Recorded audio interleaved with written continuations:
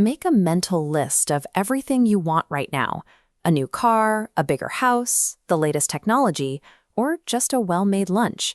The reality is a matter of volume. If we added up your list and the lists of the other 8 billion people on Earth, the total would demand more resources than our planet could ever hope to produce. This gap between what we want and what we have is called scarcity.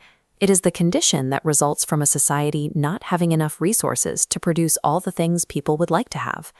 Because scarcity is inescapable, every choice we make, from an individual buying a coffee to a government passing a law, is a high-stakes decision about how to use those limited resources.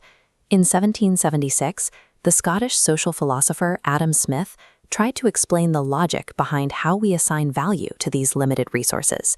He was puzzled by a specific contradiction. Why do necessities required for survival, like water, have such a low monetary value in most places? On the other hand, non-necessities, like diamonds, command a massive price.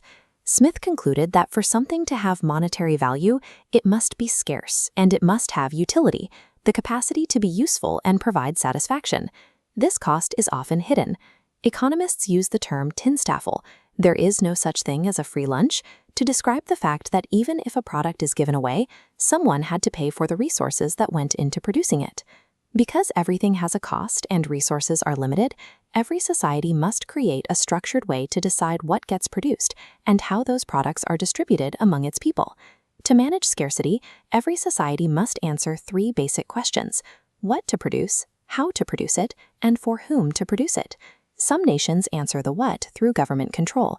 In North Korea, for example, the government directs resources toward massive quantities of military goods rather than consumer products for the people. Answering the how requires combining the 4 factors of production: land, or natural resources; capital, the tools and machinery; labor, the effort of people; and entrepreneurs. Entrepreneurs like Steve Jobs act as the driving force of the economy. They are the risk takers who find new ways to combine existing resources to bring new products to the market. A nation's total wealth depends on how it organizes these factors. While natural resources and factories are part of that wealth, Adam Smith argued the true source is the abilities and skills of the people themselves. This diagram shows the production possibilities curve. Economists use it to visualize the maximum combinations of goods a society can produce when all its resources are in use. If a society decides to produce more consumer goods, it must give up some military production. The value of that next best alternative that you give up is called the opportunity cost. However, this limit can change.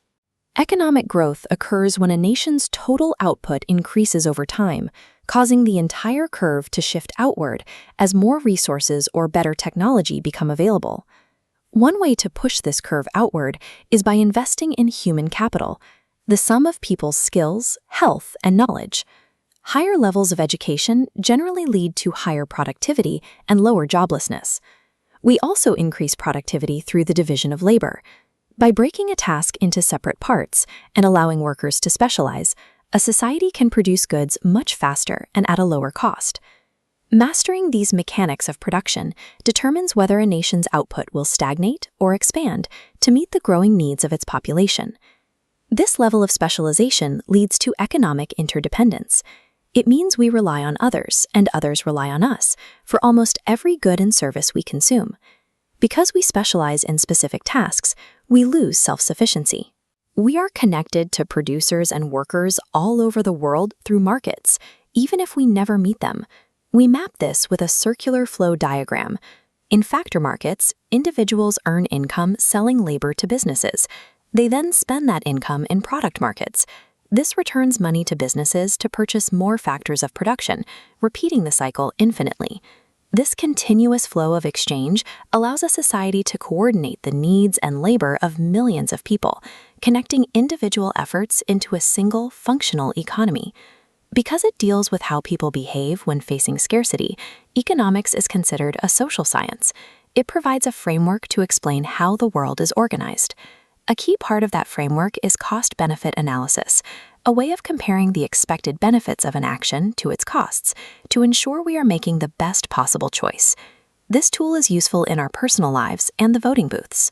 Understanding economic issues helps us evaluate candidates' plans to strengthen the economy.